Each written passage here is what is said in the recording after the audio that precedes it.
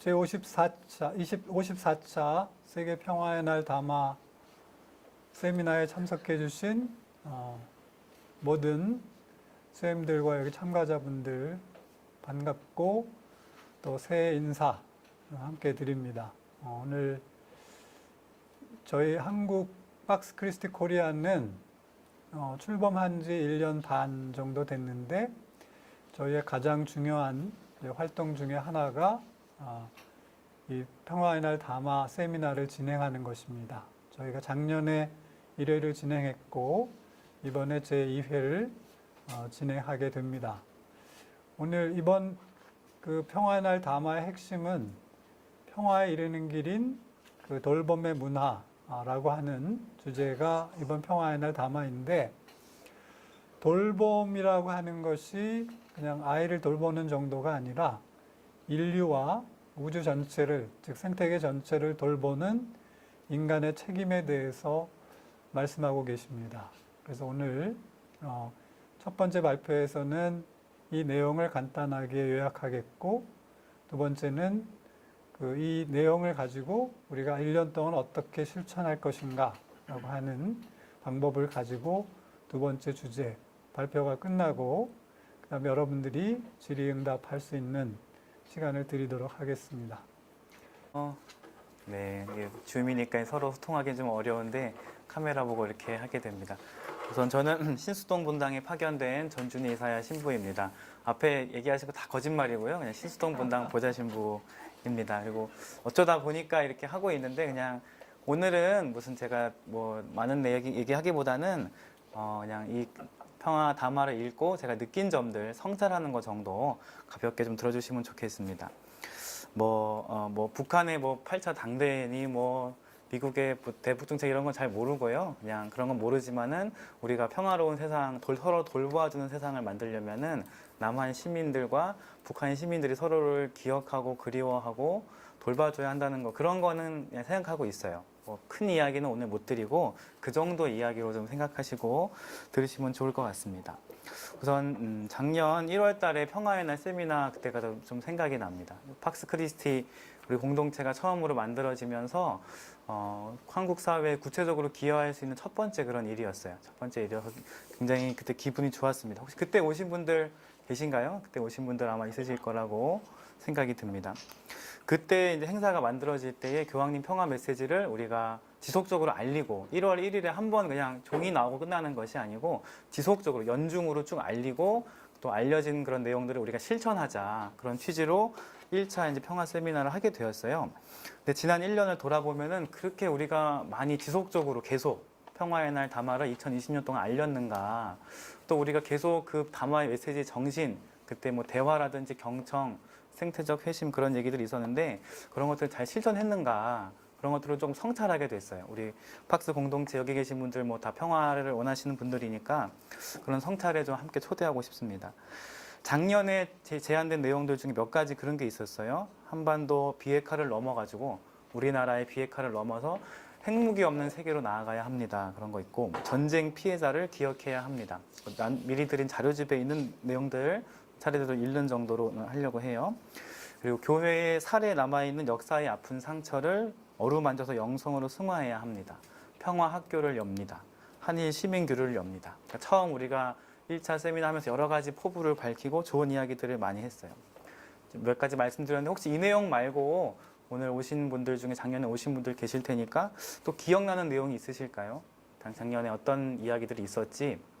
내가 작년에 이런 이야기 들었고 그것을 1년 동안 쭉 기억하면서 좀 실천하려고 했다. 그런 응답이 있어야 우리가 이렇게 모여가지고 나누는 시간들이 좀 더 뜻깊을 것 같아요. 이제 작년 1년을 보면은 지금 다가오는 1월 달에 핵무기 금지 조약 그런 것들은 이제 시행이 돼요. 지난 10월 달에 50개국이 조인을 해가지고 이제 조약이 발효가 되고, 그리고 이제 한일 시민교류 같은 경우도 코로나만 아니었으면 우리 팍스에서도 충분히 할 수 있는 그런 일이었을 것 같아요. 그리고 이제 한일 시민교류 관련해서 내일 모레 희망 씨앗 기금 그런 데에서 한일 청년 20명이 서로 교류한 내용들을 1년 동안 고민한 내용들을 발표하는 그런 일들이 지난 1년 동안 쭉 있었습니다. 평화를 위한 그런 일들이 있었어요. 그리고 이제 교회는 살에 남아있는 역사의 아픈 상처를 어루만져서 영성으로 승화해야 한다. 그 살에 관한 이야기 많이 있거든요. 그냥 영적인 그런 얘기 아니고 살에 남아있는 상처를 어루만져서 그걸 영성으로 승화해야 한다. 누가? 교회가. 그런 이야기들 많이 하시는데 굉장히 아름다운 이야기인데 이 교회가 누굴까요? 교회? 주교회의나 이제 어떤 교구나 어떤 큰 데에서 예를 들어서 뭐 전쟁 피해자분들의 목소리에 귀를 길어 만나보고 어루만져주고 뭐 그런 큰 행사를 할 수도 있겠죠. 그런 것도 뭐 교회가 하는 일이겠지만은 저는 이제 신수동 본당에 있는 사람이니까 우리 신수동 본당이 있고 이게 교회고 신수동 본당이 교회고 그러면은 신수동 지역에 있는 사람들 중에 폭력에 희생된 사람들 그런 사람들을 우리가 만나려고 했는가 그런 것들을 자꾸 성찰하게 되었어요. 작년 생각들을 좀 많이 하게 되었고 저도 이제 담화 내용을 신수동 교우분들에게 많이 알리지 못했다 그런 성찰들을 하게 됩니다. 올해는 이제 이런 자리 귀한 자리 함께하고 있으니까 2021년 보내면서 서로 응원해주고 1년 동안 잘할 수 있도록 이렇게 자꾸 쿡쿡 찔러주고 그런 것들이 있으면 좋겠습니다. 그리고 한 가지만 좀 덧붙이면은 한반도 종전 캠페인이 2020년 여름부터 진행되고 있어요.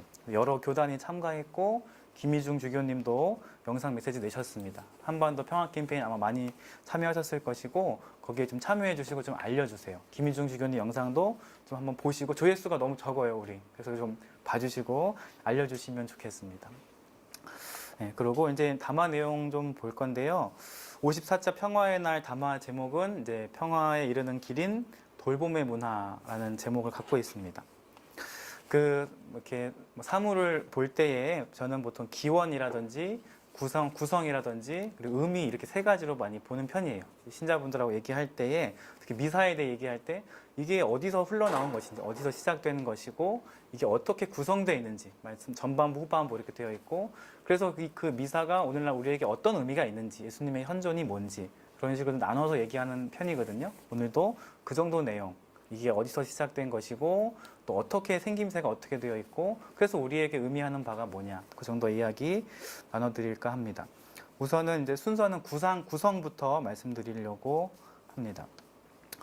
우선 전반부 후반부로 좀 나눠볼 수 있는데요. 담화의 전반부는 시간 순서대로 짜여져 있어요. 시간 순서대로 쭉 짜여져 있고 돌봄이라는 주제를 하나 놓고 창세기 이야기부터 시작해서 쭉 훑고 교회까지 쭉 이렇게 이어지는 그런 이야기입니다. 그 전반부고요. 담화의 후반부는 돌봄을 위한 4가지 원리를 제안을 하는데 그것을 나침반이라는 이미지로 집약해가지고 제시하고 있어요. 나침반. 그러니까 간단한 거예요. 전반부는 시간순 일람인 것이고 후반부는 이미지를 그림을 하나 교황이 보여주고 있다. 그런 정도로 이해하시면은 좀 쉽게 다가갈 수 있을 것 같습니다. 이 담화의 전반부에는 그 성서 이야기가 많이 있어요. 많이 있는데 여러 가지 있는데 그냥 4가지만 뽑았습니다. 4가지 요약할 수 있고 그 4가지 중에 앞에 2가지는 창세기에 다 있는 내용이고 또 뒤에 2가지는 루카계 문헌에 있는 이야기들입니다. 첫 번째로는 이제 담화의 전반부의 첫 번째는 그런 이야기예요. 하느님이 우리에게 돌봄의 사명을 주셨다. 하느님이 우리에게 돌봄의 사명을 주셨다. 창세기에 있는 이야기이죠. 세상을 만들어 주시고 그것을 잘 돌볼 사명을 우리에게 주셨다는 겁니다. 아담을 만들었고 그 아담은 딴 데가 아니고 아담아, 흙을 돌보면서 거기서 자기 먹을 것을 구해야 하는 거지요. 세상 처음부터 이제 우리에게 주어진 그런 사명입니다. 그런데 한번 생각을 해보세요. 우리에게 이게 다 이제 아는 얘기고 하느님이 우리에게 돌봄의 사명을 주셨다. 뭐 거기까지는 다 쉬운데 그 다음에 어떻게 됐어요? 그 다음에 우리가 그런 고귀한 사명을 받고 돌봄의 일을 하기로 이제 부르심 받은 건데 그 다음 바로 이어지는 내용이 다 쫓겨나는 이야기인 겁니다. 우리가 제대로 돌봄을 하지 않고 하느님을 따르지 않으면 우리에게 주어진 땅에서 쫓겨나게 돼요. 쫓겨난 사람들이 땅을 돌볼 자격이 있는가? 처음에 우리에게 주어진 그 소명이 남아있는 유효한 거냐? 그런 질문들을 할 수 있는 거죠. 그리고 당연히 그 소명을 어떻게 보면 잃게 되는 거죠. 돌볼 땅을 잃게 되니까 우리의 소명도 잃게 되는 겁니다. 땅을 잃게 되는 이야기. 그 이야기가 굉장히 중요해요. 구약 성경 전체가 그 땅에 대한 이야기거든요. 땅을 돌볼 자격이 누구에게 있는가? 우리가 어떻게 다시 하느님이 주신 그 땅을 회복할 수 있는가? 잃어버린 낙원을 어떻게 다시 찾을 수 있는가? 그런 이야기들이 구약 전체를 꿰뚫는 그런 이야기입니다. 그 아브라함이나 모세도 다 땅 이야기 하는 거예요. 예언자들도 여러분들이 회개하지 않으면 유배가게 될 거다. 그 전부 다 땅 이야기인 겁니다. 실제로 땅을 실제로 잃게 되죠. 그것이 기원 전 586년에 있던 바빌론 유배가 되는 거죠. 구약 전체를 꿰뚫는 이야기가 이 돌봄과 땅에 대한 이야기, 소명에 대한 이야기가 되는 겁니다.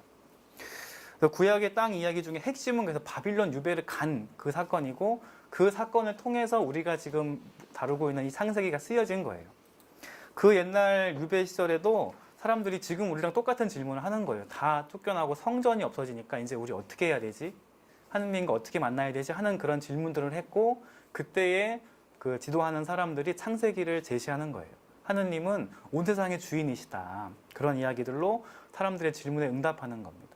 그리고 신약에 와서도 비슷해요. 신약에 와서도 기원 후 70년에 예루살렘 성전이 함락이 됩니다. 그때 똑같은 거예요. 지금 우리처럼. 우리 미사 못하고 헤매는 것처럼 우리 이제 어떻게 해야 되지? 그런 똑같은 질문이 있는 거예요. 그리고 그때의 유다교 지도자들이 모여가지고 구약 성경 정경을 이제 목록을 이걸로 하자.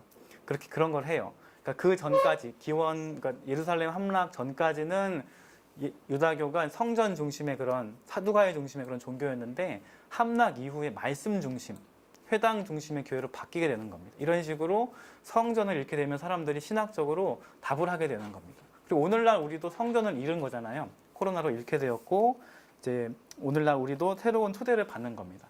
구약 시대 사람들은 창세기를 썼고 신약 시대의 유다교 사람들은 랍비 유다교를 만든 거예요. 만들었고 오늘날 우리는 마을을 돌보고 사람을 돌보자 그런 초대를 받고 있는 겁니다. 어느 시대에나 위기가 있고 거기에 대한 응답이 있는 것이었습니다. 하여튼 그게 창세기 우리가 받은 소명을 잃게 되는 것, 다시 찾는 것 그런 것들에 대한 이야기였습니다. 전반부의 두 번째 성서 이야기는 역시 창세기인데 우리 하느님이 단지 우리에게 돌봄의 소명을 주었을 뿐만 아니고 하느님 자신부터가 제일 좋은 모델이셨다. 제일 좋은 돌봄 노동자셨다는 거예요. 하느님이 카인에게 보호의 표시를 해둡니다. 그러니까 땅을 잃고 쫓겨나고 폭력으로 형제를 죽인 그 카인에게 하느님이 너를 지켜주기 위한 표시를 해주시는 거예요. 그가 상해를 입지 않도록 해주는 겁니다. 담화를 읽으면 딱딱한 부분도 많은데 이 이미지가 참 좋았어요. 하느님이 카인에게 주는 그 보호의 표지. 너가 비록 죄가 있고 부족하더라도 너를 지켜줄 것이다라는 그 하느님의 돌봄 노동인 것이지요. 그래서 이제 그런 질문이 떠올랐습니다. 나는 그럼 지금까지 누구에게 이 돌봄의 표지를 준 적이 있는가? 보호의 표지를 준 적이 있는가? 돌아보니까 그렇게 많지는 않은 것 같아요. 제가 별로 많지는 않은 것 같고 부모님들이라면 아니면 수도회나 여기저기 책임 맡은 분들은 자기가 돌보는 자녀분들이나 그런 분들에게 그런 표시를 줬을 거예요. 특히 부모님들은 다 자기 자녀에게 그런 보호의 표지를 주는 거죠. 저도 이제 생각해보면 어릴 때 아버지가 저를 안고 막 시편을 읽어주시던 그런 기억들이 나요. 그때 그 부모님들의 마음, 그런 것들이 좀 기억이 납니다. 그래서 본당에서 이런 카인의 표시라는 그런 제목으로 이 평화의 해를 보내면서 돌봄의 해를 보내면서 우리가 한 명씩 책임지자. 내가 너에게는 돌봄의 표시를 주겠다. 그런 식으로 카인의 표시, 보호의 표시라는 제목으로 본당에서 이벤트나 캠페인을 좀 하면 어떨까 그런 생각이 문득 들었습니다. 하느님이 제일 좋은 돌봄 노동자였다는 그런 얘기인데 그 뒷부분에 보면 또 다른 이야기들이 또 따라오고 있어요. 카인의 표시 이야기 뒤에 인상적인 내용이 하나 나오는데 라멕이라는 사람 이야기입니다. 보통 이제 성경 말씀에 잘 안 읽기 때문에 잘 모를 수도 있을 것 같아요. 라멕이 이제 그런 이야기를 합니다. 나는 내 상처 하나에 사람 하나를 죽인다. 카인을 해친 자가 7배로 갚음 받는다면 라멕을 해친 자는 77배로 갚음을 받는다. 자기가 그렇게 선언을 하는 거예요. 라멕이. 카인은 이제 하느님이 너를 지켜줄게. 너가 지금 쫓겨나고 실패한 사람으로 가지만은 나는 널 지켜주고 돌보아 줄 것이다. 하느님께로부터 카인은 받는 거라면 라멕은 그런 게 아닙니다. 라멕은 자기가 선언하는 거예요. 내 상처 하나 나면은 나는 사람 하나를 죽일 거다. 스스로 선언하는 그런 이야기인 거예요. 그러니까 뭐 좋게 보면 셀프 돌봄인 걸 수도 있는데 아무튼 간에 자기가 한다는 겁니다. 자기가. 그래서 오늘날 이제 카인이 누구고 또 라멕이 누구냐 그런 것들을 좀 생각해 보았습니다. 좀 이런 이야기 좀 생각해 봤어요. 자료집에 있는 내용입니다. 지구를 돌보기 위해서는 우리가 육식을 좀 줄여야 돼요. 그래서 지금 하고 있는 이제 금육 같은 걸로는 택도 없고 저는 허육을 해야 된다고 생각해요. 허육. 금요일 날만 고기를 먹지 맙시다가 아니고 먹을 수 있는 날이 따로 있는 거예요. 이제 이런 얘기하면 항상 이제 웅성웅성거리고 이제 막 이렇게 하시는데 아무튼 저는 허육을 해야 된다고 생각해요. 탄소 배출의 굉장히 많은 부분이 이제 고기에서 나오는 거거든요. 그래서 이제 꼭 해야 될 것 같은데 이제 허육을 하게 됐다고 쳐봐요. 근데 어떤 사람이 이제 막 하다가 고기가 너무 먹고 싶어가지고 허육을 어기고 치킨을 사 먹었습니다. 또 어떤 사람이 이제 여러분들 여기 많을 거예요. 막 플라스틱 줄이고 막 쓰레기 잘 하다가 어느 날 급해가지고 생수병 샀어요. 했어요. 막 그런 실패하는 경험들이 있습니다. 그럴 때에 이제 좀 기분이 안 좋잖아요. 내가 지구에 또 죄를 졌고 좀 부족함이 많다. 그런 죄책감이 시달릴 때에 이때에 하느님이 그 사람들에게 카인의 표시를 해줄 거라고 생각해요. 너 괜찮다. 다시 한번 노력하고 괜찮은 거야. 그렇게 얘기해 주실 것 같은데 그럼 람에게 표시를 가진 사람들은 누구냐? 자기 손해를 안 보려는 그런 사람들인 거죠. 뭐 지구가 어떻고 뭐 이웃이 어떻고 내 상처 하나에 사람 하나 죽일 거다 라고 얘기하는 사람들이 있잖아요. 오늘날 있어요. 내 생활의 편의를 내려놓을 수가 없는 분들, 지금 우리가 사실 뭐 줌으로 하고 이런 인터넷 환경이나 먹는 거 전부 다 엄청난 석유를 쓰고 있는 건데 이 생활 환경을 모든 사람이 누릴 수 없어요. 아무리 얘기해도 그래 뭐 그거는 그런 거지 뭐 내가 어떻게 할 수 있는 건 아니야. 내 문제는 아니고 나 때까지는 아니야. 그런 거 우리 다 있잖아요. 그런 면들이 이제 람에긴 것이지요. 사람들이 지구 반대편 사람들이 우리의 생활 때문에 다치고 불편해도 우리는 그냥 우리 생활을 지킬 거다. 내 상처 하나 나면은 사람 하나 죽일 거다라고 생각하는 것. 그런 것들이 이제 돌봄을 거스르는 그런 람에게 삶인 것이지요. 그리고 이런 게 뭐 누굴 비난하는 게 아니고 제 안에 있거든요. 제 안에 돌아보면 그런 마음이 분명히 있어요. 불편해지기 싫고 환경 위기인 거 다 알지만은 뭐 어떻게 뭐 그런 거 다 제 안에 있는 그런 이야기입니다. 그래서 전반부의 절반 소개해드린 거고 그 창세기 이야기입니다. 창세기 이야기인 거고 제가 주어진 시간에 한 뭐 절반 정도 썼는데 나머지 이제 전반부에 또 세 번째, 네 번째는 쉬운 거예요. 뭐 좋은 사마리아인 이야기 그리고 초대 교회에서 궁핍한 자가 없다 그런 이야기들이 있습니다. 그거는 직관적이라 생략하고요. 회칙의 전반부는 이렇게 시간 순으로 창조 때부터 교회에 이르기까지 쭉 돌봄에 대해 이야기하는 거예요. 세상 창조의 돌봄, 카인의 돌봄, 안식일의 돌봄, 예언자의 돌봄, 예수님의 돌봄, 초대교회의 돌봄 다 그 얘기를 쭉 한 궤로 꿰고 있는 겁니다. 전반부고요. 후반부 내용은 뭐냐면 사회교리 원리를 제시하는 거예요. 인간 존엄성의 원리, 연대성의 원리, 공동선의 원리 이렇게 하고 거기에 이제 피조물 돌봄의 원리도 추가하시는 겁니다. 그 후반부 내용 중에 한 구절을 뽑으면 이렇습니다. 저는 모든 사람이 사회교리 원리라는 나침반을 자기 손 위에 올려놓고서 불평등을 극복하는 예언자가 되어주기를 요청합니다. 자기 손에 나침반을 놓고 불평등을 극복하는 예언자가 되어달라. 그러니까 사회교리 원리를 활용하라는 얘기인데 여러분들 혹시 일상에서 하루하루 뭐 기도하시거나 뭐 하실 때 사회교리 원리를 두고 식별해 보신 적이 있으신가요? 있으실 거예요. 해보신 분들은 아시겠지만 전통적인 그 7가지 원리는 그 숫자가 너무 많고 어렵잖아요. 여러 분야의 전문가가 모여가지고 하나의 이슈를 두고 깊게 볼 때는 도움이 되겠지만은 실제로 우리 평범한 사람들이 쓰긴 너무 어렵더라고요. 저는 그랬습니다. 여기 계신 분들은 이제 어떤 분들은 능수능란하게 쓸 수도 모르겠지만은 저는 하나하나를 놓고 따지기가 좀 어렵더라고요. 예를 들어가지고 오늘 뉴스에 뭐 N번방 이야기가 예를 들어서 N번방 이야기가 나오고 인천공항 정규직 반대한다는 얘기 나오고 그리고 낙태죄 얘기만 나오고 이런 거 나왔을 때 그 3가지 뉴스가 나왔다. 그럼 그걸 두고 사회교리 원리를 하나씩 적용할 수 있는가? 그럼 그것만 해도 21가지 이야기가 너무 복잡하고 그 이슈가 끝이 없잖아요. 계속 쏟아지는 이슈들이고 그걸 어느 세월에 나 한 명이 그걸 어느 세월에 식별을 하고 과제를 찾고 오고 어느 세월에 그걸 해요. 못 한다는 거죠. 저는 못해요. 못하겠고 그런 마음이 있을 때 교황님이 얘기하는 그 나침반 이미지가 굉장히 반갑더라고요. 자기 손에 나침반을 두고 갑시다. 나침반은 계산기가 아니잖아요. 그냥 자동으로 움직이는 겁니다. 자동으로. 얼마나 편해. 그냥 가만히 두면은 자동으로 움직이는 겁니다. 우리는 필요할 때 나침반을 꺼내 들기만 하면 어디로 가야 되는지 알 수 있어요. 그 이미지가 굉장히 좋았어요. 돌봄을 할 때 어떻게 해야 되는가. 그 방향을 알 수 있게 되었습니다. 그리고 또 나침반은 물론 내가 개인이 들고 있는 거지만은 다른 사람이 들고 있다 하더라도 다 같은 방향을 보고 있는 거예요. 그러니까 따로따로 가는 거겠지만은 방향이 같은 겁니다. 그거를 서로 확인해 볼 필요가 없어요. 다 아는 겁니다. 저 나침반, 내 나침반 다 똑같은 데로 향하고 있는 거예요. 좀 떨어져 있지만 연대하고 있는 그런 느낌이 있습니다. 나침반 바늘이 좀 누가 장난쳐가지고 막 흔들흔들해도 다시 원래대로 돌아옵니다.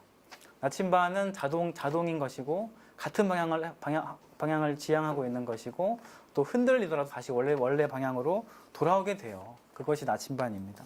그리고 나침반은 자기 주머니에 있는 거예요. 자기 주머니.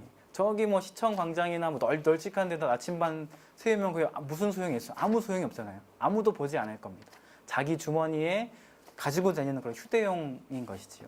저 옛날에 있던 그 좋은 사마리아인도 나침반을 가지고 있었을 것 같습니다. 그리고 나침반 이미지라는 것 정도만 이야기 드리고요. 담화의 구성을 전반부와 후반부로 요약을 했는데 전반부는 뭐냐 그래서 이렇게 많은 사례들이 있어요. 쭉 우리가 돌봄으로 쭉 살아왔습니다. 많은 사례가 있으니 올해 우리도 잘 해봅시다. 그런 응원인 것 같고 또 후반부는 우리의 소박한 행위, 뭐 나침반 하나 들고 이렇게 좀 하는 우리 눈앞에 벌어지는 그런 일들이 그런 것들이 곧 평화를 이루는 것입니다라는 격려, 응원이고 격려 그렇게 이번 담화를 이해했습니다. 그것이 이제 이 담화의 전반부, 후반부로 하는 구성을 본 것이고요. 두 번째로 이제 이 담화가 어디서 온 걸까를 생각해 봤어요. 출처가 어디고 출발점이 어디고 기원이 어디냐. 많은 분들이 작년 10월에 교황님이 내신 사회 해칙 모든 형제가 이 담화에 담겨 있다 그런 얘기들 많이 하세요. 그래서 그 모든 형제를 좀 읽어봤어요. 읽어봤더니 좋은 사마리아인 이야기를 엄청나게 길게 풀이해 두셨더라고요. 그래서 이 대목에서 오늘 평화의 날 담화를 돌봄으로 이름을 지었구나. 그 사마리아 이야기에서 그 회칙에 101항에 그런 내용이 있습니다. 부상당한 남자가 길가에 쓰러져 있고 그 옆에 사람들은 내적인 부르심에 주의를 기울이지 않습니다. 그 사람들은 자기 해야 될 일에만 관심을 갖는 거예요. 그 쓰러진 남자가 중요하지 않다. 그렇지만 좋은 사마리아인은 여행을 중단하고 자기 계획을 변경해서 그 사람에게 다가갔다. 그런 모든 형제의 회칙에 있는 내용입니다. 이게 돌봄의 이야기인 거죠. 이런 이야기에서 영감을 받아서 교황님이 돌봄에 대한 이야기를 쭉 하시는 게 아닌가 싶어요. 그래서 이제 찾아봤어요. 모든 형제 읽으면서 그 생각의 출처가 여기일 테니까 이것 좀 뭐 깊이는 아니라도 읽어봤는데 어떻게 돌봐야 되지? 누구를 돌봐야 되지? 얼마나 어떻게 해야 되지? 그런 거 찾아봤는데 잘 못 찾겠더라고요. 뭐 이렇게 이민, 난민이라든지 뭐 장애인 그런 얘기 좀 있는데 제가 보게 된 거는 읽다 보니까 교황님의 걱정이나 근심이 더 많이 들어왔어요. 이러이러한 힘들 때문에 우리가 서로 돌보지를 못한다. 그런 이야기들이 곳곳에서 보였습니다. 제가 그렇게 읽은 건데 그런 것들을 오늘 모아가지고 좀 소개해 드리려고 해요. 돌봄을 방해하는 힘들이 있다. 우리가 서로 돌보지 못하게 하는 힘들이 있고 제가 찾은 것은 8가지였습니다. 그 모든 형제에서 찾은 것들입니다. 그것들을 오늘 소개해 드리는 것으로 좀 마치려고 합니다. 8가지 첫 번째 이야기는 이제 무관심이었어요. 우리가 서로 무관심하면 당연히 돌보지 못하는 거죠. 그 회칙 30항에 보면은 환상의 속임수 뒤에 자리하고 있는 환멸의 딸인 무관심이 세상을 지배하고 있다. 교황님이 이제 시적으로 이렇게 표현을 하고 있어요. 환상의 속임수 뒤에 자리하고 있는 환멸의 딸인 무관심이 세상을 지배하고 있다. 자료집에 있는 표현들이니까 좀 보시면서 같이 따라오면 도움이 될 것 같습니다. 그런 거죠. 먼저 속임수가 있고 그런 거예요. 우리가 뭐 세계에서 뭐랄까 사회에서 우리를 속이는 거죠. 너 이렇게 하면 돈 벌 수 있고 성공할 수 있고 행복할 수 있어. 이렇게 뭔가 환상적인 걸 우리를 속인다는 거예요. 그리고 대부분 우리는 실패하니까 1등은 한 명이니까 다 실망하고 좌절하고 환멸을 갖게 됩니다. 그럼 어떻게 돼요? 그럼 다 서로에 대해 무관심해지고 그런 식의 이야기들이 떠올랐습니다. 작년 한 해를 보내면서 어떤 교구에서 이제 설문조사를 했는데 코로나 이후에 교구가 관심을 가질 주제가 뭐냐 그런 걸 물어봤어요. 우리가 코로나 이후에 뭐에 관심을 가져야 되냐? 그러면서 질문 그런 게 있어요. 교회가 차별과 혐오를 경계해야 합니다. 그런 거 있고 약자를 지원하고 연대해야 합니다. 그런 게 있는데 거기에 응답자들이 답을 어떻게 했냐면 0.7%. 교회가 약자들에게 차별과 혐오를 경계해야 합니다라고 응답한 분 0.7%였어요. 그리고 약자를 지원해야 합니다. 우리가 코로나 이후에 돌봐야 한다고 응답한 분 2%였어요. 그러니까 이 무관심이라는 게 딴 얘기, 남의 얘기가 아니고 우리 교회 안에도 좀 많이 있다는 거죠. 어떻게 0.7%가 나올 수가 있는지 굉장히 놀랐습니다. 약자 차별에 대해서 너무나 무관심하고 그냥 우리 교회 안에서의 평화만 우리 많이 얘기하고 있는 거 아닌가 좀 많이 걱정이 됐어요. 너무나 응답치가 낮아가지고 굉장히 무서웠습니다. 그래서 뭐 안타까웠고 그랬습니다. 하여튼 무관심에 대한 거 우리 주변에 많이 있고요. 그것이 돌봄을 막고 있고, 두 번째는 망각, 잊어먹는 거예요. 마음이 있고 잘해주고 싶어는 하고 다 있지만은 시간 지나면 잊어먹는 거 많이 있잖아요. 이제 모든 형제의 그런 이야기들 있습니다. 이 보건 위기, 그러니까 코로나 이후에 만일 우리가 열광적으로 소비하고 이기적으로 살아간다면 그것은 최악의 일이 될 것입니다. 아무것도 우리 배우지 못하고 다 잊어먹는다. 얼마나 마스크 힘들었고 얼마나 많은 사람이 죽었는지 잊어먹고 그냥 끝나면 다 놀고 뭐 이렇게 먹고 그냥 살던 대로 석유 쓰고 이러면은 안 된다는 그런 이야기인 거죠. 그리고 이런 잊어먹음이 돌봄을 방해하는 또 커다란 힘이 됩니다. 또 두 번째, 첫 번째는 이제 무관심, 두 번째는 망각, 세 번째는 분주함이었습니다. 분주함. 그 회칙에 이런 구절이 있습니다. 오직 단 한 사람만 멈춰가지고 그에게 다가가 돌보주었으며 심지어 그를 돕기 위하여 자기 돈을 썼습니다. 그는 우리가 열광적으로 집착하는 무언가를 내준 것입니다. 그에게 시간을 내준 겁니다. 그리고 그 사람도 분명히 자기 계획이 있었을 거다. 그런 이야기들을 하고 있어요. 이 분주함에 대해서 현대인들이 많이 공감할 것 같습니다. 연말에 한번 이제 뭐 돈으로 기부하는 것까지는 많이 할 수 있잖아요. 근데 이제 낯선 사람, 내가 모르는 사람을 위해 시간을 낼 수 있냐? 시간을 낼 수 있을까? 분주하게 지나가는 도시에서 우리 그런 걸 할 수 있을까? 우리의 문화가 그런 것들을 지지해주고 있나? 나는 그런 걸 할 수 있나? 그 분주함에 대한, 우리는 왜 이렇게 바쁜 거지? 그런 생각을 좀 하게 되었습니다. 네 번째로 찾은 것은 무력감이었어요. 무력감. 76항에 그런 얘기가 있습니다. 요것 세계화된 사회는 우리의 시선을 돌리는 우아한 방법을 가지고 있습니다. 우리는 왕곡오법으로 돌봄이 필요한 사람들에 대해 말하며 그들의 생생한 사진을 텔레비전에 방영합니다. 이것도 이제 교황님이 약간 좀 비꼬는 것 같아요. 우아한 방법이 우아한 얘기가 아니잖아요, 지금. 굉장히 세련된 방법이지만 우리를 서로 멀어뜨리게 하는 그런 방법들이 있다. 우리는 돌봄이 필요한 사람들에 대해서 왕곡오법으로 그냥 좀 돌려가지고 얘기하는데 TV를 키면 너무나 막 생생하게 나온다는 거예요. 그런 거에서 오는 그런 무력감이 있는 거죠. 내가 도와줄 수 있는 거는 없어, 사실은 없어. 저렇게 심각한데 우리가 할 수 있는 건 별로 없고 그냥 TV에 나오는 거 좀 그냥 보고 그냥 그 정도? 막 그리고 우리 무기력함에 젖어드는 그런 일들이 좀 있습니다. 다섯 번째 찾은 것은 이제 집단 이기주의, 뭐 그런 이름 붙여봤는데요. 이런 구절이 있습니다. 특정 관심사를 추구하는 파트너인 동료만이 있습니다. 관심사가 같은 동료만 찾는 거다. 그러니까 이제 관심사가 다르면 관심의 대상도 아니고 돌봄 대상도 아니고 우리들 이제 우리의 일을 위해서 쭉 나아가는 거죠. 그런 것들이 있고 또 여섯 번째 돌봄을 방해하는 힘은 너 탓이다. 그냥 개인의 탓이다. 개인 책임을 주장하는 거. 얼마 전에 이제 또 장관 후보자 나오신 분도 그런 비슷한 얘기 했잖아요. 걔가 잘못했으면 안 죽었을 거다. 그런 것들이 이제 다 우리의 서로의 돌봄을 방해하는 그런 힘들이라고 생각합니다. 일곱 번째로 이제 장애물로 여기는 마음. 소비적 개인주의는 불의를 일으킨다 하면서 다른 사람들을 우리가 누리는 고요함을 방해하는 장애물로 간주한다. 그런 마음들이 있으니까 우리가 돌보지를 못하는 거지요. 마지막 여덟 번째는 이제 모욕하는 말. 말에 대한 이야기도 자세하게 있었는데 뭐 이건 읽지는 않을 거고요. 자료집에 있으니까 읽어보시면 다 아는 내용이니까요. 그렇게 되고 쭉 8가지 내용들을 그냥 찾아봤습니다. 아마 더 있을 수도 있는데 제가 본 건 이런 거고 교황님이 돌봄이 안 되는 이유들에 대해서 많이 생각을 하신 게 아닌가 그렇게 저는 읽었습니다.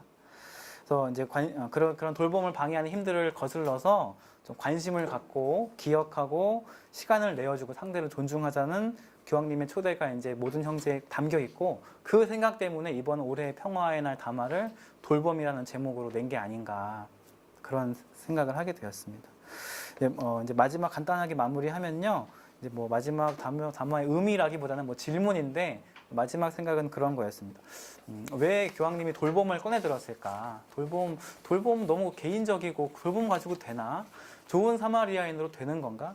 다음번에 또 그 길가에서 강도 만난 사람이 있으면 또 다음 사마리아인이 도와주고 그렇게 해서 반복되는 걸로 괜찮은 걸까?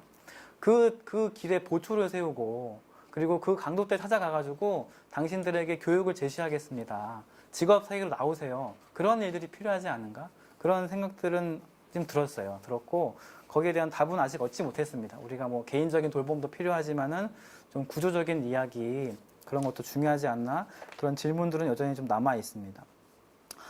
그렇게 하고 이제 마지막 이제 새해 이제 일상을 꾸리시면서 과연 나는 돌봄을 방해하는 8가지 힘들 중에 어디에 가장 취약한지를 좀 살펴보고 가장 악영향을 끼치는 것이 무엇인지 하나씩 줄여가면 좋겠어요.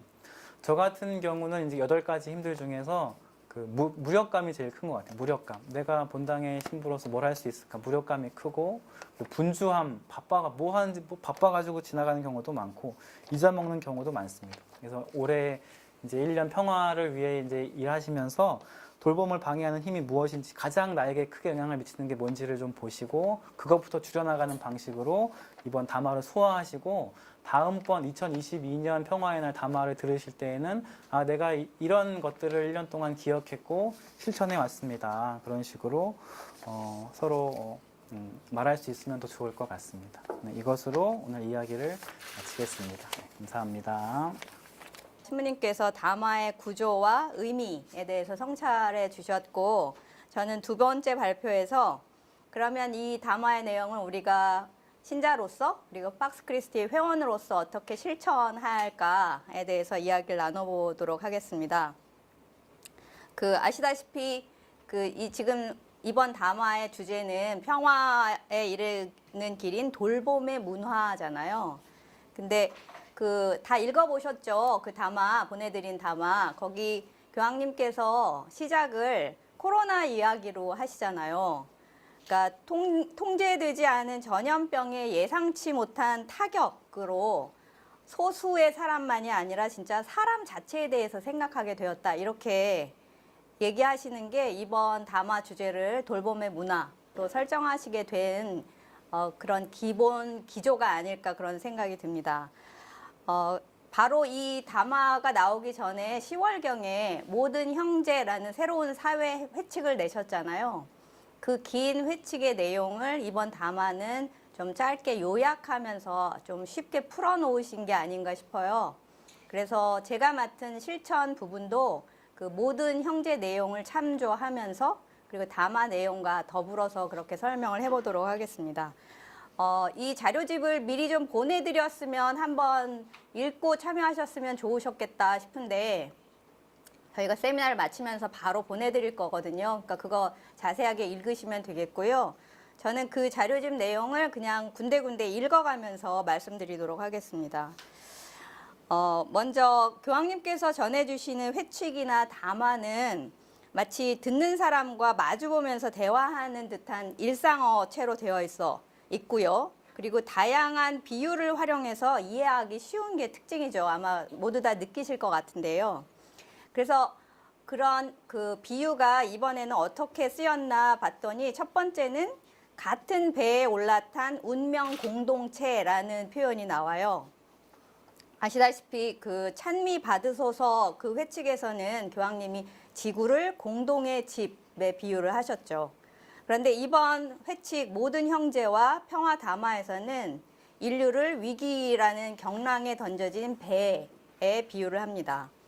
부자든 가난한 이든 동양에 살든 서양에 살든 예외를 두지 않고 그런 의미에서 공평한 바이러스의 공격에 온 지구가 위기에 빠져 있으니 현재 인류를 풍랑에 흔들리는 배에 비유한 것은 아주 적절해 보입니다. 배가 잘 나아가려면 배를 수평으로 유지하고 방향을 잘 조정하도록 하는 키 그리고 나침반이 필요하겠죠. 흔들리는 배의 키를 잘 잡아 평화의 대지까지 안전하게 항해해 가자고 권하시는 일종의 키잡이 역할을 하시겠다고 나선 교황님은 늘 강조해 오신 대로 인간 존엄성이 우리 배의 수평을 잡는 키여야 한다라고 말씀하시고요. 그리고 나침반은 가톨릭 사회교리에서 늘 말씀하신 연대, 공동선의 추구, 그리고 피조물 보호에 대한 관심, 이 여러 가지가 나침반 역할을 해줘야 한다라고 말씀하십니다. 물론 같은 배에 타고 있다는 사실을 머리로는 잘 알면서도 사실 우리 일상에서는 거의 잊고 지내는 일이 많죠. 이렇게 현상에 대해서 무시하거나 망각을 하게 되는 주범은 앞에서 신부님께서 말씀하셨듯이 무관심이나 냉소주의가 전 세계적으로 이렇게 만연해 있기 때문이다라는 진단까지 하시는 거죠.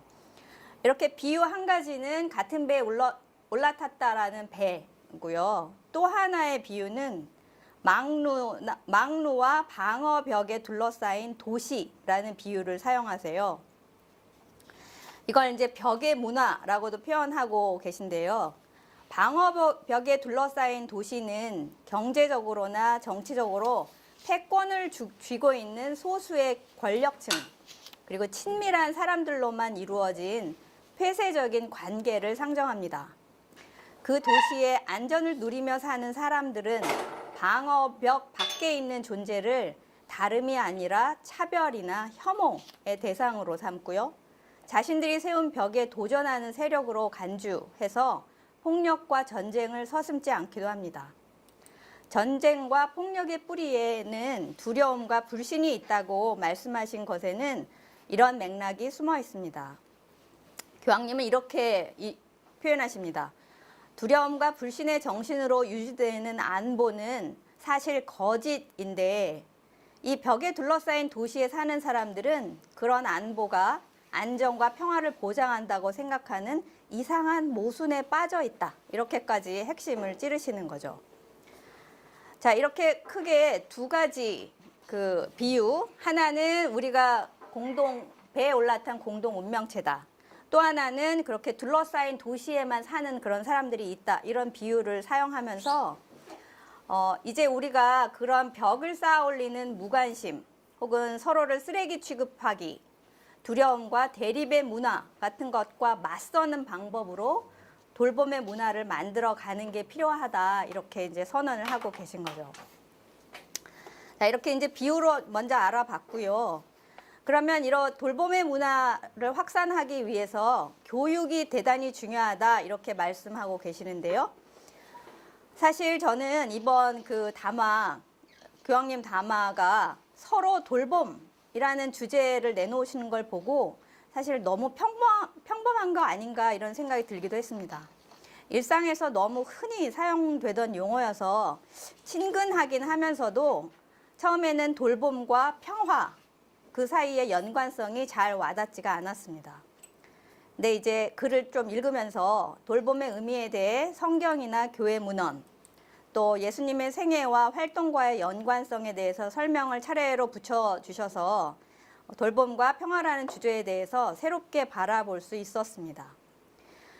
모든 형제 6항에서는 형제애와 사회적 우애에 대해서 말 차원에 그치지 말고 새로운 비전으로 대응하라 이렇게 말씀하고 계신데요.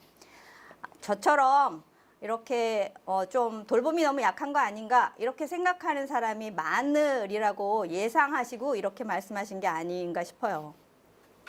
중요한 단어의 의미를 공허하게 만들거나 조작해서 역사의식이나 비판적 사고를 약화시키는 일이 너무나 자주 일어나는 일이기에 교황님의 커뮤니케이션, 즉 언론의 역할에 대한 비판은 매우 신랄하게 등장하기도 하죠. 교황님은 서로 돌봄은 인간의 천부적인 활동이기도 하지만 돌봄 활동을 보다 효율적으로 하려면 교육이 필요하다고 강조합니다. 형제애는 의식적으로 육성하지 않으면 안 된다. 형제애는 추상적인 선언만으로 되는 게 아니라 의식적이고 신중하게 육성해서 얻어야 되는 결과라고 말씀하시는 것도 그 때문입니다. 인간 최초의 사회인 가정은 다른 사람과 관계 맺기 방법을 가장 먼저 배우게 되는 곳이기 때문에 돌봄을 위한 첫 교육 장소로 말씀하십니다. 그러니까 이 중대한 임무를 잘 수행하도록 가정에 힘을 북돋워 주자라는 말씀도 빼놓지 않으십니다. 그러니까 교회가 가정을 위해서 좀 더 주력해야 된다라고 하시고 그 뒤로 가정에 대한 여러 가지 말씀을 하고 계신 것도 이제 이런 연유가 있겠죠. 그 다음에 이제 당연히 학교나 대학 같은 조직화된 교육기관들 그리고 커뮤니케이션 매체, 언론이 교육을 담당해야 할 곳이고 그리고 이제 나아가 종교 전체, 특히 종교 지도자들이 연대, 차이에 대한 존중, 어려움에 처한 이웃에 대한 보살핌이라는 가치를 전파하는데 없어서는 안 될 역할을 해야 한다고 강조하십니다. 그러니까 두루두루 교육을 맡아야 될 기관들을 가정, 여러 교육기관들, 그리고 교회, 종교가 굉장히 큰 역할을 해야 된다라고 말씀하시는 거죠. 자, 이 돌봄 교육을 담당할 주체를 이제 명확하게 했으니 생활에서 그럼 어떻게 실천하면 좋을지 생각을 해봅니다. 이 담화에서는 착한 사마리아인에 대한 설명이 자세하게 나오는데요. 그리고 모든 형제 1, 2부까지 내용에 걸쳐서 굉장히 자세하게 소개가 됩니다. 뭐 잘 아시겠지만 착한 사마리아인 얘기는 사실 너무나 친숙한 이야기죠. 그런데 다른 사람, 특히 나보다 약한 사람을 무시하려는 유혹을 끊임없이 받고 있는 게 뭐 일상의 현실이고요. 그리고 가장 연약하고 상처받기 쉬운 구성원을 동행하고 돌보고 지원하는 일에 우리는 여전히 문맹이다라고까지 교황님은 말씀하세요. 이런 문맹이다라는 말씀을 듣고 있자니 그동안 좀 감추고 싶었던 약점을 들키기라도 한 것처럼 마음 한구석이 좀 아프기도 하더라고요. 이제 교황님이 착한 사마리아인 얘기를 하시면서 발견하신 가장 멋진 태도다라고 꼽은 것은 도움을 필요로 하는 사람에게 시간을 내어준 일이다 이렇게 표현하고 계세요. 누구에게나 동일하게 주어지는 시간이니까 나만 유독 시간이 없을 리가 없겠죠. 그런데 이런 교황님의 언급을 듣고 있으면 이웃에게 시간을 내주는 일에 뭐 문맹, 까막눈이라기보다 기능불구로 살고 있는 건 아닌지 제 스스로를 좀 다시 돌아보게 되었고요. 돌봄의 실천이 거창한 행동에 있지 않다라는 것을 다시 한번 생각할 수 있었습니다. 자, 그럼 이제 구체적으로 어떻게 실천해 나갈 수 있을지를 좀 말씀드리려고 하는데요. 먼저 교회에 대해서 얘기하고 싶은 거 몇 가지를 먼저 말씀드리도록 하겠습니다. 교황님 말씀을 빌어서 말씀드릴 건데요. 교황님이 돌봄 실천에 대해서 가톨릭 교회에 제안하고 있는 몇 가지를 제가 꼽아본다면 첫 번째는 믿음과 예배만으로 충분치 않다 이렇게 말씀하시고 있는 것이에요. 그 착한 사마리아인 이야기에서 강도당한 사람을 지나쳐버리는 분들이 있죠. 제사장과 레위인입니다. 이런 사람이 길을 지나쳐갔다라는 것에 많은 것을 생각하게 되죠. 제사장과 레위인은 누구보다 종교적이고 하느님을 예배하는데 헌신적인 사람들이지요. 그런데 믿음만 가지고 충분하지 않다라는 교황님의 말씀은 구체적인 신앙 실천이 필요하다라고 말씀하시는 겁니다. 그리고 이렇게까지 하세요. 신앙이 없는 사람들이 역설적이게도 신자들보다 하느님의 뜻을 더 잘 실천할 수도 있다라고 말씀하시는 그 지적을 보면 믿음과 예배만이 아니고 구체적인 신앙 실천을 하는 게 중요하다. 이게 이제 첫 번째고요. 두 번째는 가톨릭 사회 교리와 강론에서 종교 지도자들이 인간 존엄의 사회적 의미를 좀 더 명확히 하면 좋겠다. 이런 제안을 하고 계십니다. 교황님은 편협하고 폭력적인 민족주의, 외국인 혐오와 경멸, 차이를 지닌 사람들에 대한 학대를 지지하는 일에 나서면서 신앙에 기대서 용기를 얻거나 신앙에 빗대어 허락받았다는 식의 태도를 보이는 사람까지 등장하고 있다고 굉장히 신랄하게 비판하십니다.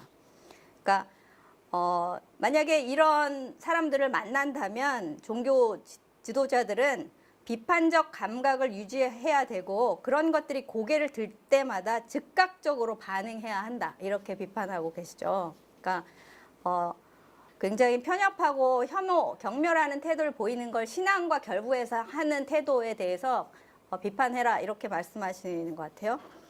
그리고 세 번째 교회에 대해서 제안하고 싶은 것은요. 착한 사마리아인을 본받자라고 교황님께서 말씀하신 부분입니다.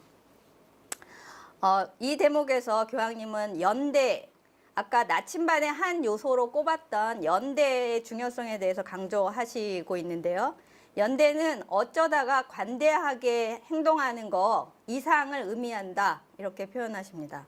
연대는 공동체의 관점에서 생각하고 행동하는 것을 의미하는 것으로 다른 사람의 취약성에 대해 책임이 있다라는 의식에서 나오는 것이기 때문이다. 이렇게 표현하고 있습니다. 지금 제가 세 가지 믿음과 예배만으로 충분하지 않고 가톨릭 사회 교리와 강론에서 인간 존엄의 사회적 의미를 명확히 하자. 그리고 착한 사마리아인은 본받자. 이 세 가지를 이제 교회에 대해서 좀 제안하고 싶은 내용이고요. 이 평화 담화가 발표되고 나서 얼마 되지 않아서 광주대교구 청소년 사목국에서 누구누구야 착한 사마리아인이 되자라는 캠페인을 시작했어요. 알고 계시는지 모르겠는데요. 지인의 이름을 그 누구누구야에 집어넣고 착한 사마리아인이 되자라는 팻말을 사진 찍어서 SNS에 공유하면 참여한 횟수만큼 도움이 필요한 기관에 마스크를 보내는 행사였어요. 이름을 불린 사람은 착한 사마리아인이 되자라는 의미가 무엇인지 한 번 더 생각하셨을 것 같고 또 성경 구절도 찾아보셨을 것 같아요. 청소년 그레타 툰베리가 기후위기를 가장 먼저 촉구했듯이 광주대교구에서 청소년들과 함께 착한 사마리아인 캠페인을 시작한 것이 참 고마운 생각이 들었습니다. 저는 이런 운동이 좀 광주만이 아니라 전 교구에 좀 확산되면 좋겠다라는 생각이 듭니다. 지인과 다시 한번 연결하고 소통하고 또 보살피려는 이 힘은 이렇게 작은 행동에서 비롯되는 게 아닌가 싶습니다. 저희 PCK는 이번 담화문 세미나에 이어서 우리 공동대표이신 박동호 신부님의 강의로 교황 회칙 모든 형제 온라인 강연회를 기획했죠. 그래서 작년에도 4차례에 걸쳐서 이제 무료 강연회를 하긴 했는데요. 이번 온라인 강연회는 그 심화 과정이라고 말씀드릴 수 있습니다. 이번 육회기 비대면 강연회는 소정의 수강료가 있긴 한데요. 그 수강료는 회칙 주제에 맞게 돌봄이 필요한 곳에 후원하는 목적 사업비로 사용할 계획입니다. 이미 많은 분들이 신청해 주셨다고 들었는데요. 앞으로도 참여하실 수 있으니까 더 많이 신청해 주시기 바랍니다. 자, 그러면 이제 교회에 대한 제안을 했고요. 우리 PCK 회원들은 어떤 활동을 하면 좋을지 몇 가지 또 말씀드리도록 하겠습니다. 교황님은 이 돌봄 문화에 모든 사람들이 예언적인 증언이 되면 좋겠다 이렇게 요청을 하십니다. 그럼 우리 PCK 회원들은 무엇을 하면 좋을까요? 2021년 이제 총회를 저희가 앞두고 있는데 올해 2021년의 활동 목표 몇 가지를 지금 논의 중에 있습니다. 몇 가지만 먼저 말씀드리면 회원들과 좀 더 효율적인 소통을 해나가자라고 하는 거고요. 두 번째는 다양한 평화교육을 통해서 회원, 비회원 시민들의 평화 감수성을 향상해 나가자라고 하는 거고, 세 번째는 한반도 비핵화, 비폭력 평화주의 수립을 위한 국내 캠페인을 좀 활성화하자, 참여하는 걸 활성화하자라고 하는 것입니다. 네 번째는 효과적인 사업 수행을 통해서 우리 PCK를 가톨릭 평화단체로서 좀 명실상부한 위상을 좀 강화해 나가자, 이렇게 네 가지를 잡고 있어요. 이제 이 저희의 활동 목표를 교황님이 이번에 말씀하신 돌봄의 문화를 확산시키는 일과 잘 연동시켜 나가는 것이 저희 회원들이 해나갈 구체적인 실천 활동이 될 텐데요. 좀 거창한 활동을 말씀드리기보다 우리가 이웃들을 좀 더 보살피는 일로 몇 가지 좀 소박한 활동을 좀 말씀드리려고 합니다. 첫 번째는 이웃에게 관심을 기울이고 환대해 나가자라고 하는 겁니다. 교황님은 이 회칙 모든 형제, 그리고 이번 담화에서 경계가 없는 이라는 표현을 아주 반복해서 사용하고 계십니다. 네, 친밀한 사람들과만 관계를 맺는 닫힌 세계가 아니고 좀 더 열자, 경계가 없이 좀 지내자라고 하는 거죠. 어떻게까지 말씀하시냐면 급진적인 개인주의는 코로나 같은 것보다 훨씬 영리해서 없애기가 아주 힘든 바이러스다라고까지 표현하고 계세요. 그러니까 이해관계가 같은 동료들끼리만의 세계를 뛰어넘어서 어느 누구도 소외되지 않게 서로 속해 있다라는 느낌을 들게 하자라고 말씀하신 대로 우리가 이웃에게 좀 더 관심 갖고 좀 환대하는 그런 태도를 좀 더 배양해 나가면 좋을 것 같아요. 두 번째 실천 사항은 침묵을 지킬 땐 침묵 지키고 또 잘 들어야 될 때는 잘 듣는 침묵과 주의 깊은 경청하기라는 소통 태도를 배워 나갔으면 좋겠습니다. 이 부분에서 교황님은 SNS의 해악에 대해서 굉장히 폭넓은 관심을 보이시는데요. 최근에 가짜뉴스, 허위 정보를 확산시켜서 편견과 증오를 조장할 수 있다라는 그런 누구나 다 느끼는 점이죠. 그런데 이제 그런 명예훼손과 중상모략 같은 그런 해악은 가톨릭 언론에서도 예외 없이 나타나고 있다라는 비판도 빼놓지 않습니다. 그러니까 우리 신자들이 좀 더 인내심 있게 대화하고 열정적으로 토론해 나가는 그런 태도를 좀 배웠으면 좋겠다라는 차원에서 소통 태도를 배워 나갔으면 좋겠습니다. 세 번째는 친구의 범위를 넓히고 사람들에게 더 다가가기를 실천했으면 좋겠습니다.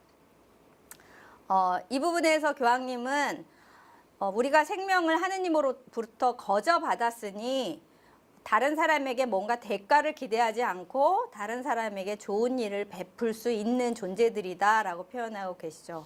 그러니까 우리가 신앙을 가진 동료들만이 아니라 신앙을 뛰어넘어서 일반 시민들과도 평화에 대한 얘기를 함께 나눌 수 있으면 좋겠다는 의미에서 신앙의 틀을 뛰어넘어서 일반 시민에게 다가가자 이런 말씀 드리고 싶습니다. 그래서 저희가 하는 모든 활동은 모든 시민들에게 열려 있어서 그런 신자냐 혹은 회원이냐 이런 차원에만 국한되지 않는다는 점 다시 한번 말씀드리고 싶어요. 이렇게 말씀드린 세 가지 활동을 혼자만 실천하려면 좀 어려움도 있고 좀 쑥스럽기도 하니까 함께 할 수 있는 평화교육 저희 PCK에서 다루고 있는 평화교육 몇 가지를 곁들여서 소개해드리려고 합니다. PCK는 비폭력 평화주의 가치를 내세웁니다. 평화하면 개인적인 마음의 평화에서부터 분단된 한반도 상황, 나아가 갈등이 끊이지 않는 세계 곳곳 상황에 관심을 가져야 한다는 의견에 이르기까지 그 논의의 스펙트럼이 아주 넓지요. 이렇게 평화에 대한 사고와 태도의 스펙트럼이 폭넓게 나타나는 이유는 아마 한반도의 복잡 다단한 역사에서 기인한 것으로 그 결과 취약한 계층일수록 갈등과 폭력에 놓이게 된다는 것을 당연하게 여기게 되었고요. 그만큼 낯선 개념에 대해서 두려움이 커졌기 때문이 아닌가 합니다. 그래서 PCK는 이런 평화 감수성을 향상시키기 위한 함께 배움 프로그램이 단계적으로 마련되어 있어요. 먼저 평화학교라는 게 있는데요. 이것은 비폭력 평화주의 개념을 익히는 첫 과정으로 평화에 대한 기초적인 개념을 공유하고 공부하는 평화교육 입문 프로그램입니다. 또 하나는 평화지기 워크숍이라고 하는 6회기짜리 교육과정이 있습니다. 이건 시민들이 지닌 다양한 폭력의 스펙트럼을 이해하고 비폭력 평화주의의 수단으로 갈등과 폭력에 대응하는 방법을 배우는 프로그램이라고 말씀드릴 수 있습니다. 자, 이렇게 저희 PCK에서 마련된 여러 가지 교육 프로그램들이 있으니 함께 좀 나오셔서 참여해 주시고 그리고 같이 배우고 같이 좀 활동해 나가는 그런 우리가 되었으면 좋겠습니다. 자, 이제 마무리하겠습니다. 제가 말씀드린 환대, 경청, 돌봄, 이번 교황님 담화의 주제이기도 한데요. 이런 어휘들이 일상에서 아주 자주 흔하게 쓰이는 말이었죠.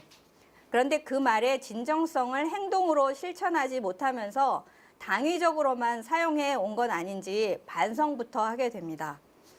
PCK 회원들과 이야기를 나누다 보면 이런저런 이유로 PCK와 함께하는 활동에 직접 참여하기 어렵다라는 말을 듣게 됩니다. 각 개인들의 삶에서 또 굉장히 분주하게 생활하시다 보니 이런저런 이유가 분명한 사실이기도 할 것입니다. 하지만 올해 2021년 평화 담화가 돌봄인 만큼 올해에는 몸과 마음을 활짝 열고 평화에 대한 배움에 참여하고 조금 낯설더라도 이웃의 관심 갖기 활동을 마련해 보면 좋겠습니다. 비폭력 평화주의는 점진적으로 두려움에서 벗어나는 과정이라고 간디가 말씀하셨는데요. 이제 올해는 우리 모두가 한반도의 평화를 일구는 일꾼, 이 담화의 피스메이커라고 표현이 되어 있는데요. 모두가 그 피스메이커가 되는데 한 발짝 다가서기를 희망해 봅니다. 네, 제 발표는 여기까지입니다.